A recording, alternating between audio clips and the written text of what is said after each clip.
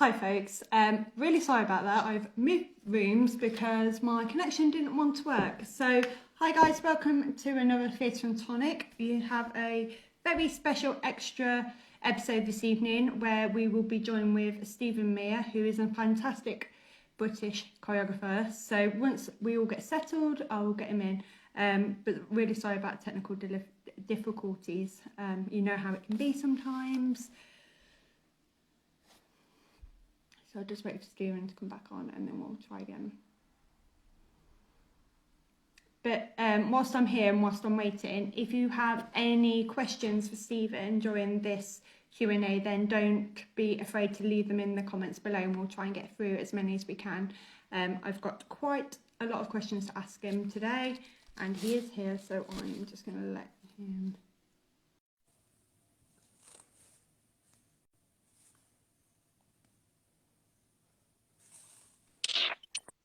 Here we go. Fingers crossed. Fingers crossed, honestly. Technology is not my friend today. So, Stephen, we'll start again if that's okay. So, can you begin just by telling people a little bit about yourself and where it all began for you? Well, I started training at the age of 3 because my mum used to help out dancing. So I was running out the land, and my first teacher was 𝗘𝗺𝗶𝗹, who I owe so much to. You know, she's just amazing. And, you know, you trained there as well. So it was brilliant to learn tap. My God, tap and jazz, tap especially, was fabulous. And then I went on to London Studio Centre, thanks to Deirdre pushing me, because I was like, oh, you know, in those times, you just didn't think that was a career. I mean, nobody thought that was a career where I come from. They thought you'd get a proper job after you trained. And then London Studio, there I got into 2 shows, and then I just, you know, I was very lucky to keep going, and then I assisted and started choreographing through that, and that led me into my next career and change. So that's really good. So obviously you've been working professionally now for quite a long time. So what do you think has been fundamental to you during your career? Fundamentally, it's learning from other people, in like teachers. I was like a sponge, you know. I loved our industry so much, and I was like a sponge. And I learned from people who did things wrong, choreographers who did things wrong, the way you treat people and how you can get the best out of people. So that was very fundamental for me. Awesome. So what do you think has changed the most for you that you've noticed in the industry over the past, say, like 20 years? Oh, well, I mean, now they've got fabulous triple threats. There's some amazing teaching going on at these colleges now, fabulous techniques. They can all do everything now. Whereas when I started off, when I got into Evita, I was there as a dancer. There was dancers, singers, and principals. Then when I got into 42nd Street, when the Americans started bringing the triple threat over, that's when we all started to change. But thanks to Strictly making dance so popular again, I think that's how it helped a lot. But also, like I said, there's so many boys now dancing loads more in the industry than there used to be. When I went to college, there was only, I was still under studio in the first year, there was only 30 of us in the first year. So I mean, totally different now, you know, with all the schools. But there's some great classes and teaching going on. So you've been working on some really great shows, especially before the pandemic. So what were you doing before the pandemic kind of halted everything? Well, I was in previews for City of Angels. We'd opened Pop-Ins at Christmas, so that was fine. That was doing brilliantly, fabulous business. And it was, you know, brilliant to be part of that again and redo it. But then I was rehearsing City of Angels and I was desperate for everybody to watch City of Angels, because it's not just my work. I'm saying my work, but City of Angels is so brilliant. The director's fantastic. The cast were phenomenal. And it's just a fabulous piece of theatre. And, you know, I was just like, oh, we're in preview. It's got 2 days. And they said, you're closing on the Monday. And I was like, no. Damn you. But yeah, so Monday, I just thought we'll be off for a couple of weeks and we'll be back. Mwah, mwah, mwah. So there you go. I think they will come back. They will all come back. But, you know, Yeah. When? Yeah, and I guess how do you pick yourself up from that? Because obviously for you, it was kind of a new show was coming out of yours, and for it to stop, like, how do you pick yourself up from that? I mean, God, last year I had 5 big jobs, not like nice jobs, but big job shows, all taken away from me in one fell swoop.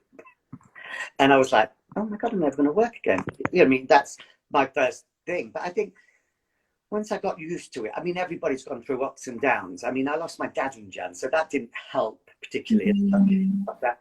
And my mum's not great.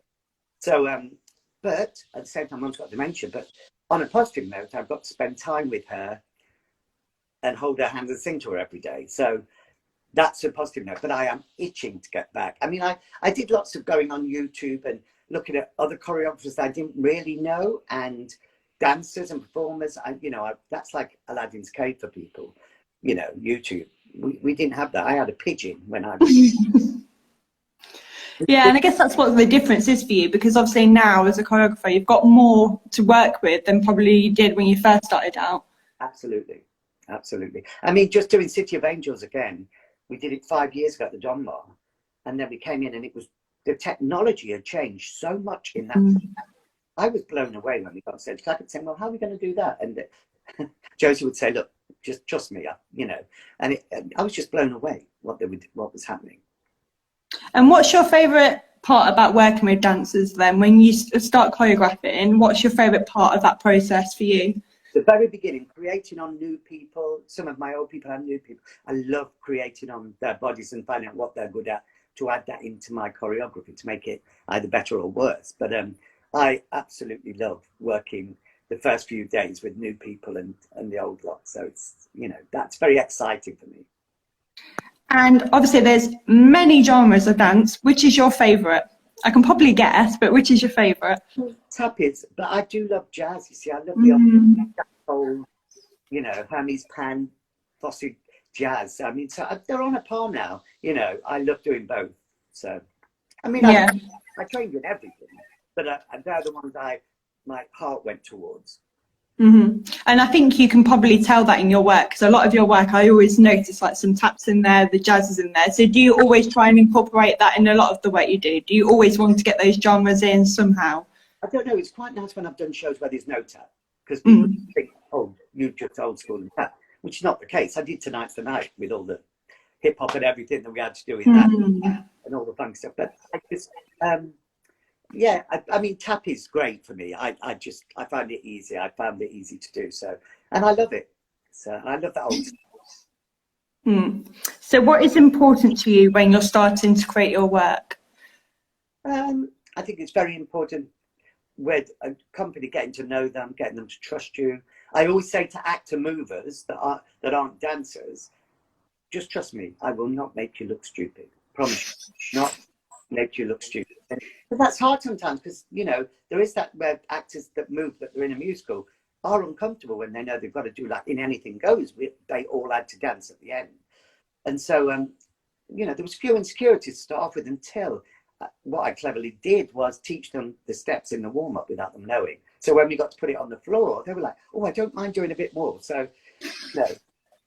I find that very and I guess as well then, so as a choreographer, you're there for their well-being as such as well then, because you're kind of supporting them to feel confident. Like you say, you do have performers who aren't necessarily a triple threat, you know, in this day and age. Or yeah. I mean, I've got to admit, nearly everybody I work with can do everything. You know, even if it's an actor that moves, but they'll move well. You know, chess, but they were great, and they all, you know. So, you know, it is trust and making them feel comfortable. So you've done many musicals. You've obviously done a couple of times. When you approach a musical that you've done before, do you tend to keep the choreography the same, or do you like to change it up a little bit?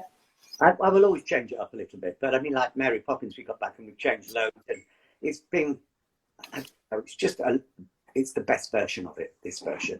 So, you know, me and Matthew couldn't wait to get in there and change things, and, you know, and make it for, you know, ZZ, you know, and Charlie, give them, so they're not doing exactly the same, make them feel it's their show. So that's also when you've got a new cast, make them feel that it is their show now, you're not doing exactly what the people before did. So. Yeah, and obviously with Mary Poppins, you worked as a co-choreographer. So how is that different to choreographing a whole show? Do you kind of split the work, or is it more of a collaborative process? We're two totally different choreographers. I mean, and I basically we had something to do with every number. Even the tap, Matthew will be the first to say, you know, I'm not the tap coach, but he'll change patterns round, and I would have doing his Jolly Holiday for me is my favourite because it's a real split between us. Like I did the vaudeville with Mary and Bert, and Matthew did all those beautiful statues, and I do the tapping pan. So that was really great for me. That was really exciting to see. You know. Yeah, that's a really collaborative. The whole show is a dream dance. There's such a wide variety of choreography in there because it's two choreographers, and that's Cameron being a genius putting us together, I think. Yeah, definitely. So you've won quite a few awards, and obviously you've won the Olivier 3 times, which is amazing. So does that ever give you kind of like a pressure moving forward? I mean, they don't make you any better. No. Yeah. It's so fantastic to have the Olivier Award. I'd be lying if I said it doesn't mean anything, because it does. But it doesn't make you any better. But what it does make you want, every show I do, I want it to be even better or classier or with the best people. I want to find the best people. So I've still got that hunger. And so that's very important for me. Mm. And obviously you've not just worked in the UK, you've done stuff in Broadway, you've done stuff in Paris. So what are the main differences of the platforms in different countries? I mean, when you go to Broadway, you go to Broadway to be in a show. I mean, I was just saying, we've been to Texas twice. So can you imagine how many people come to New York to audition? Mm. If they cut it down, we have the same talent, don't get me wrong. There's just a different, if you haven't got that extra push and ambition out there, you will vanish. So that's why when I started to audition there, I thought, oh my God, they're in your face a bit. Their only chance, they get sick, and that's it. They're treated, and we actually gave them more time, and they're so respectful for that, you know. But that's the difference. They, you know, we have the same amount of talent if we cut it all down. But what they do, they have to fight more because it's bigger. I mean, everybody has to fight. But if you haven't got that extra push in you there, you'll just vanish. Absolutely. And obviously you've done a bit of directing too. So how is that different to choreography? And do you find that more difficult than choreography? No, I just think because I directed my numbers, and I've learned from the best directors like Richard Eyre, Trevor Nunn, Jonathan Kent, Rachel Kavanagh, you know, brilliant people that I just admire. And I've learned from them, but also I direct my numbers. And I'm a great believer you shouldn't see where a director leads and a choreographer takes over. So when I'm doing both, it's seamless. I know I'm running the ship. The director, they have the last say. So it's wonderful. But I will only do shows I know backwards, so people can't I do all my homework, the period and everything about that time. But yeah, I love doing both. And obviously, so your partner Mark Smith is also a choreographer. Do you ever work through any of your ideas with him? Oh yeah, we talk through things. Actually, it's really funny. We don't talk a lot about theatre. He has worked with me once. I did shoes and I had 4 choreographers and he came in to do 2 other numbers. But yeah, we don't really chat a lot about it unless we're checking on, do you know so-and-so or do you know so-and-so? Or if I've got a really stupid idea that I'm scared of, we'll probably talk about that. But we're not really a chatty show. Oh, that might be a bit of a lie. But I've got Judy Garland in the picture back. But yeah, we don't spend our whole life talking about it. No, because obviously, like his style of dance is really different to yours as well, isn't it? So, fabulous. Is there a piece of work that he's done that's really inspired you? I mean, I'm always inspired by what he does. I think one, because he's deaf. His whole company dance, deaf men dancing, they're so inspiring because they're so on time, and I'm just like, how? And he teaches hearing people to dance, so that's amazing. You know, I don't think people realise how amazing that is. But yeah. So when you choreograph your work, how long can that process take to become the final picture? It's very different now, depending on how many. Depending on your producers, how many weeks they give you. I mean, normally my few jobs have been like 3 weeks and you're on, or 4 weeks. So I have to be so well prepared that if you've got like a big producer, Cameron, you'll do longer. You know, if it's a national, you'll do longer. So you just, if it's short, I mean, I'm always so well prepared when I go into a rehearsal room. No, I don't set it all because I like to set it on people. There's a big numbers like 42nd Street. I'll set the numbers at colleges and use their bodies to do patterns and things. But I also like to create on the bodies themselves.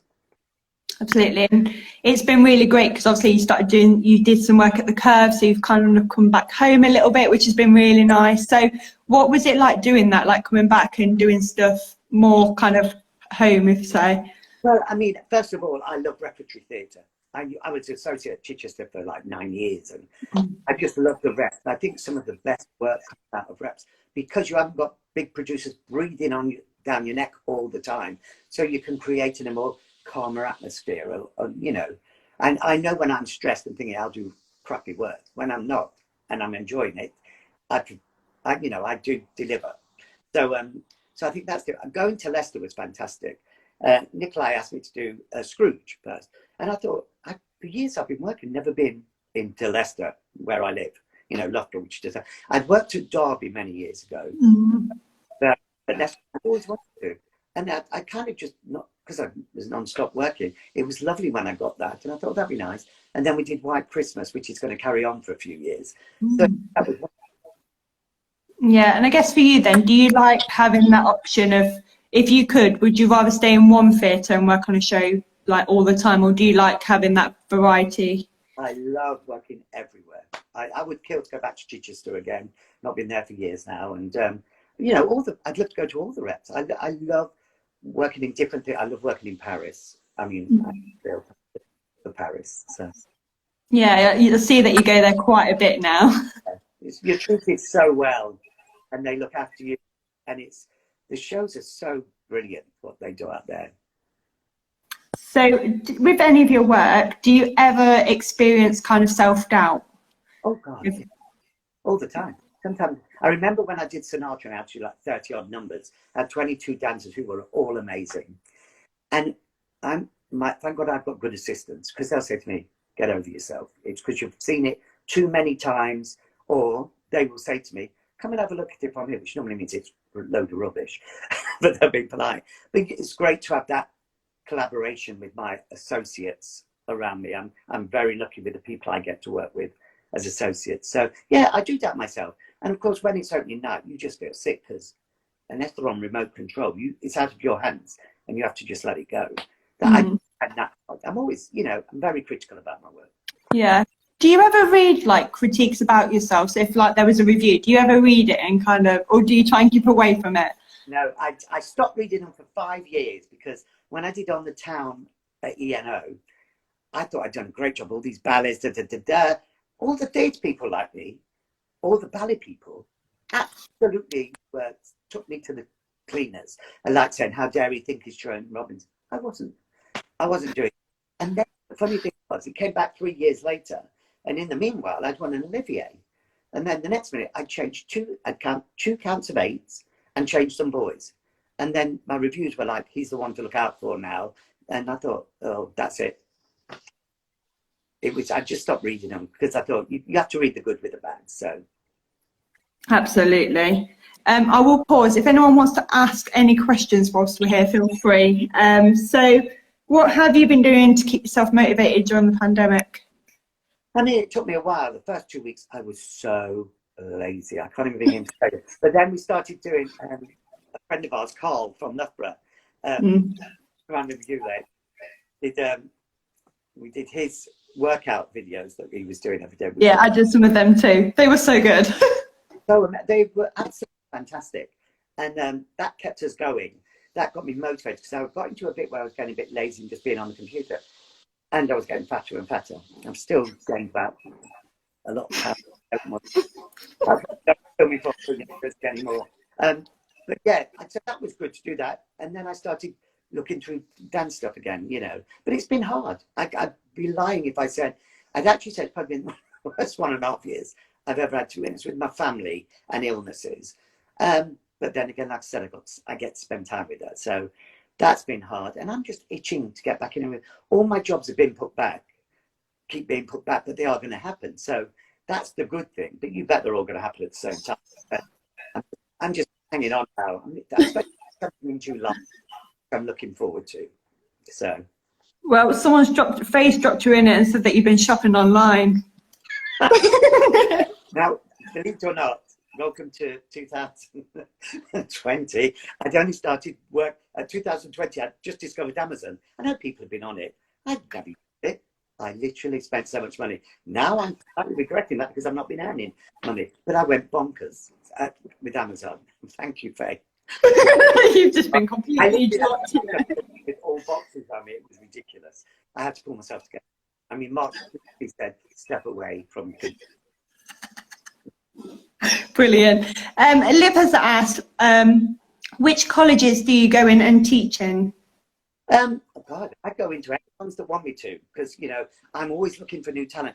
I don't really teach. I do a workshop, or I'll use them as bodies for a new show I'm doing. I'll ask colleges, and they'll you know, they've been very good. Like, you know, Lanes have been brilliant. Birds have been brilliant. You know, Arts would jump at it as well. They're lovely. You know, any of them. Performers, you know, they're great. I've done workshop there. There's so many good, and I just want to find out. It's funny because all these poor grads that have just come out for a year and have done, and then the grads about to leave, but kind of it's been up and down. I think they're all worried, will they work? Well, they will work because we're always looking for new talent. That's what you've got to keep in your heads. Don't think we're just going to keep grabbing all our old ones. Of course, we're going to grab some of them, but every choreographer and director are looking for brand new talent. So please keep that in the back of your heads when you're auditioning, so you've got that passion behind you still. Mm-hmm. I think that's really important to say, because like you say, the graduates that are kind of going out and the ones from last year, there's such a big break there in work, isn't there? Yeah, that's what I mean. I do think doing a lot of Q&As at colleges, they've always thought that will they stand a chance? But yes, they will. You know, just go out there. That was the time to prepare yourself, I kept saying to everybody. Go out there so you're just dying to just do an audition. It'll be nervous, but at least you'll be prepared and hungry. Absolutely. So Dee has asked you a question. Do you have a show lined up for when the theatres reopen? Yeah, I mean, we're not sure when City of Angels is going to come back. Poppins will reopen, obviously. I have, but I don't want to say because in case something goes wrong. Let's hope not. At the beginning of this year, I've had 2 shows that have stopped because they've been moved back. So I'm just not saying anything at the moment. You'll soon get to hear about it. I'll tell you on Facebook or Twitter. You know, when it's all finalised and there's a green light. So yeah.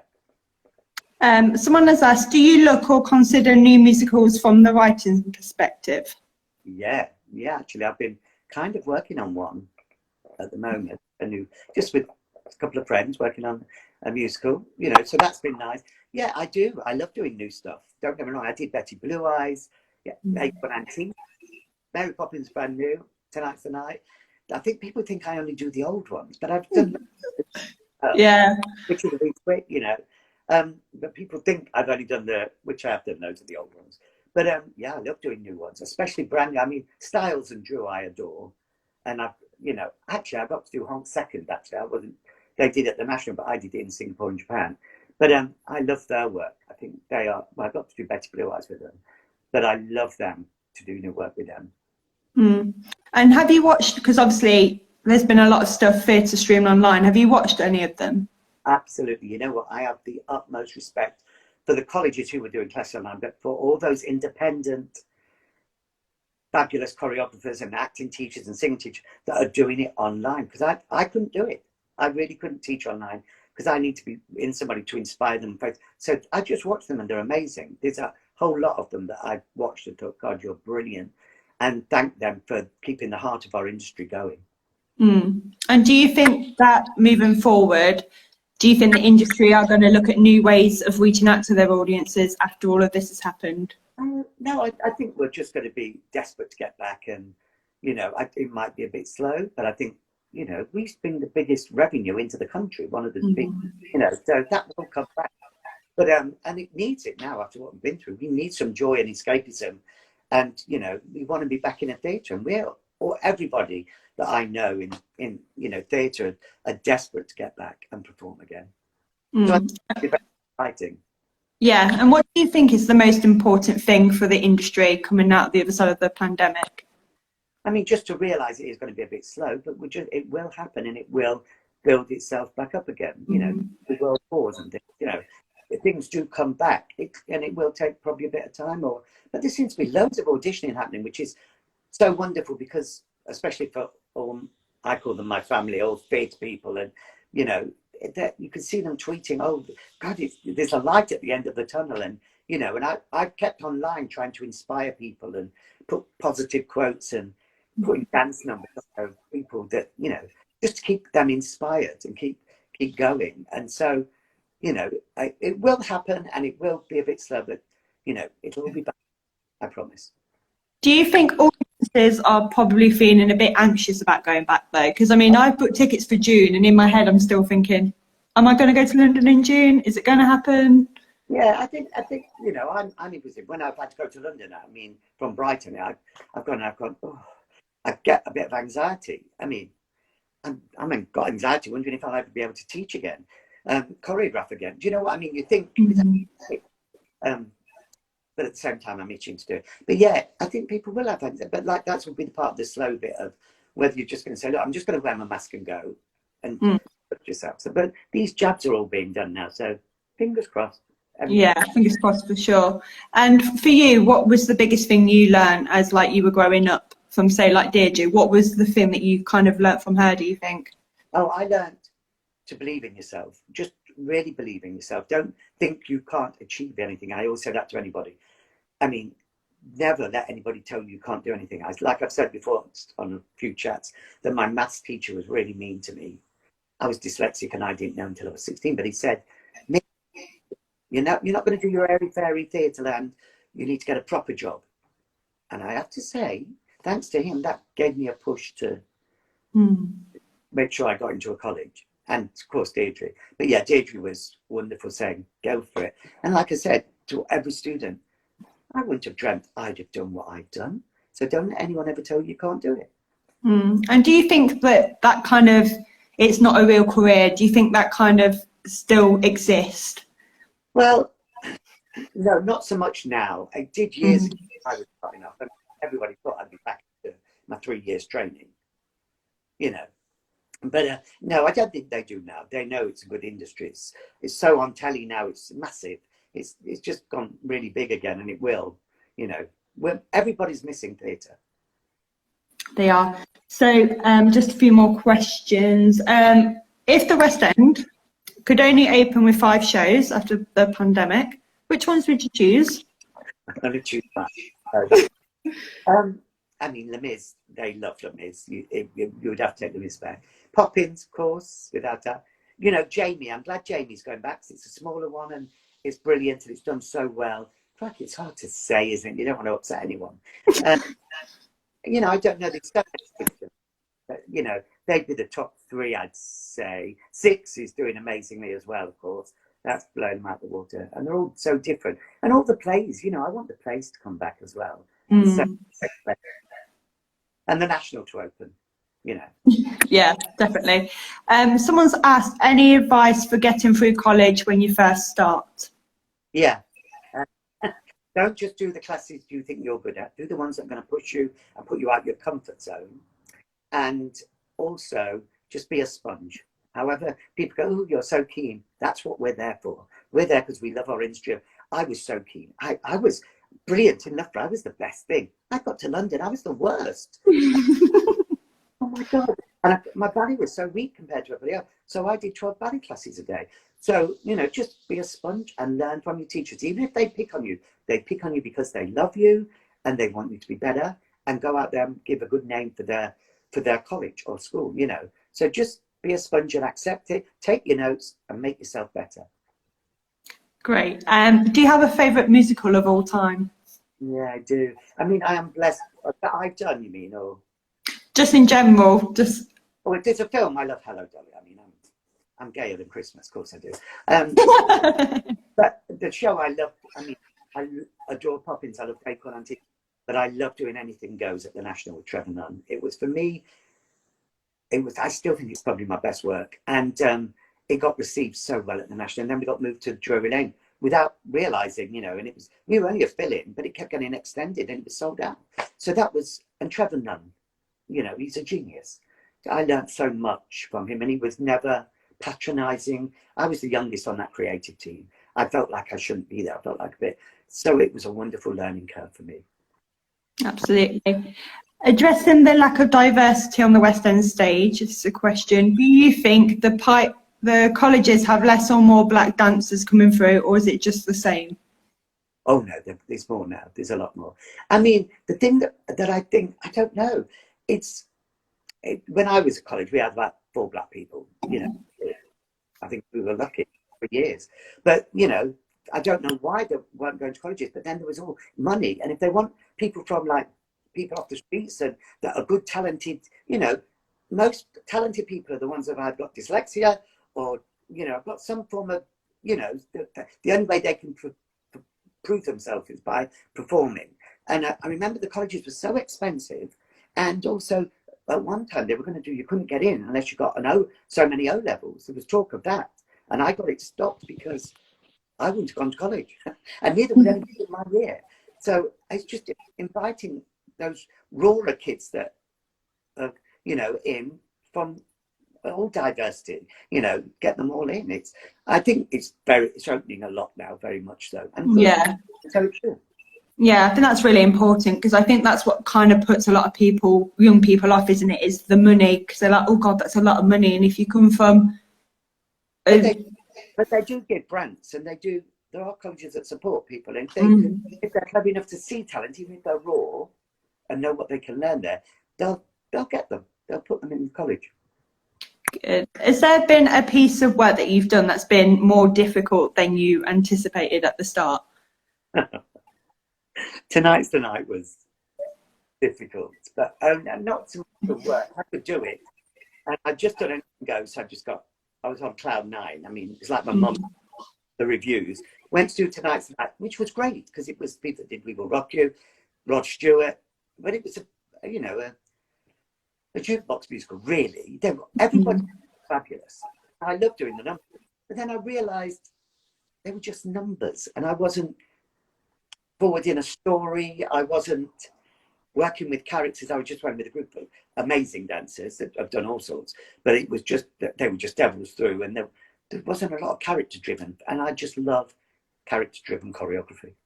So that was a difficult one. Like, I remember doing this fabulous scene change, making it theatrical, and then Ben Elton said, oh, that's brilliant, because that's what I was brought on board for. And I said, do you want me to do it? And no, we've seen it. That was a bit like... Brilliant. Has anyone got any more questions? I'll leave it open for 5 minutes just to see if anyone's got any questions. I'm kind of hoping that 𝗘𝗺 are going to put the colour purple back on. It's the only one I'm really missing at the moment.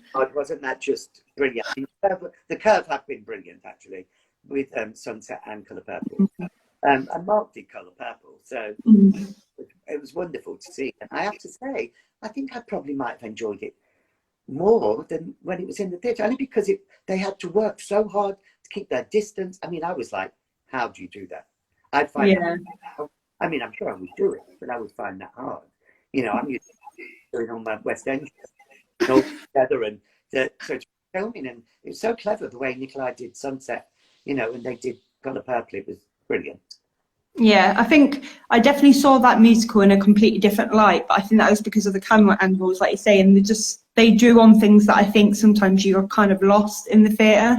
Yeah, I think Colour Purple really deserves a West End run, I think, because it was so well received, and they were all fabulous in it. Amazing.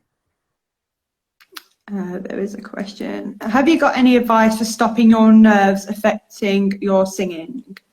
Yeah, I'd love to help you on that one. You know what it is? It's just doing it. You know what? It's like singing. Get your friends, sing in front of them. Do it in a class. If you're going to crack at college, just crack. Just sing songs that you know you can hit the notes. Don't do one that, wow, it's a tough note, and you know, if I'm nervous, it's going to crack. That's no good for you at an audition, because you only have one chance. Just, you know, I don't think you ever don't get nerves in an audition. I don't think I ever didn't get nerves, but mine were adrenaline, and I wanted to be good nerves. So if you're going with a positive attitude and wanting to be good, and you know, like I always said, but if you can come out of an audition saying, you know what, even if I didn't get it, I did the best I could, you'll find out that you probably get a job from that, because there's so many on that panel. I've given people jobs that have come in for one job, but I've offered them something later because they were so good but not right for that specific job. So always go in and do your best, and teach that, you know, come out thinking, well, that was like a class then, even if you know, even if I don't get it, make it work to your advantage. Absolutely. Robert Jazz Dancer asked, what do you look for in an audition? Passion, straight away. As soon as somebody comes in the room, and I always say this when I'm ever asked, don't walk in with a resting bitch face. If you've been fell out, walk in and smile at that panel. Don't bring anything outside in. Don't be on your phones. Get in there. Don't chat to your friends, even though you're there. Start warming up. Be there for yourself. Very American. They don't mess about. You know, we're a bit nicer and we all like to chat and do bits. Just get in there and do the best. You know, but passion. I can tell, even if they will take a little bit longer than somebody that's amazing with legs up here, that's been a pain in a show before, I will go with the new person that I know will get it in 3 weeks. Absolutely. Dee's asked, will you be back at the Curve, Stephen? I'm sure I will be at some point, hopefully. And, you know, I do like to keep moving. Do you know what I mean? I'm grateful that I get to work at all these places, but I do like to keep moving. But yeah, I hope I do. I'm sure I will. I mean, I'm good friends with Nikolai, so. Hopefully. Is there a show you'd love to do? If there was a show that they were like, right, you can do whatever show you pick, which one would you pick? You know, I've got a wish list, I have to say. I've still got a wish list. I'm 3/4 of the way through it. But That's really good. I'd love to do Kiss the Spider Woman, and I'd love to do Grand Hotel, Baby, Life After High School. They're smaller ones, but brilliant shows. They're all fabulous storytelling shows.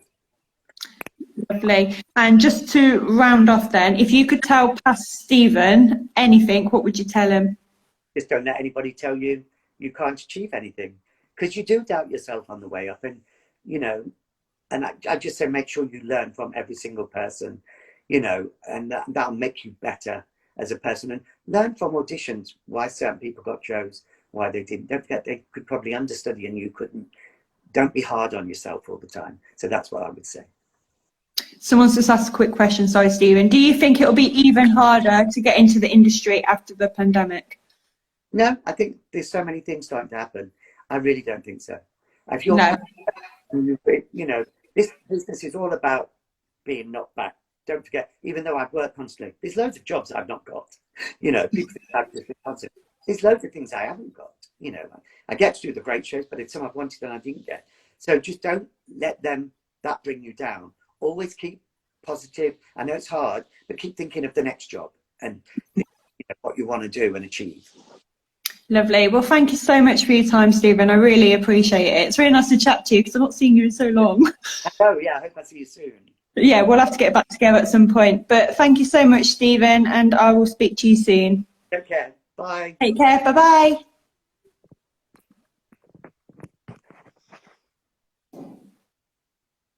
So that was a great conversation with Stephen. What an amazing guy. I really hope you enjoyed that chat. Sorry about the technical difficulties earlier. But I really hope you enjoyed it. If you would like to come back next Thursday, I will be talking to Jodie Steele, who is a fantastic performer in the West End and things. So I'll be chatting to her about how she's been getting on during the lockdown. So if you would like to join us for that, it's at 6 o'clock on Thursday. I will put all the stuff on my Instagram if you want to keep up to date. But take care. Have a lovely Saturday, near Friday. Have a great weekend and I'll speak to you soon.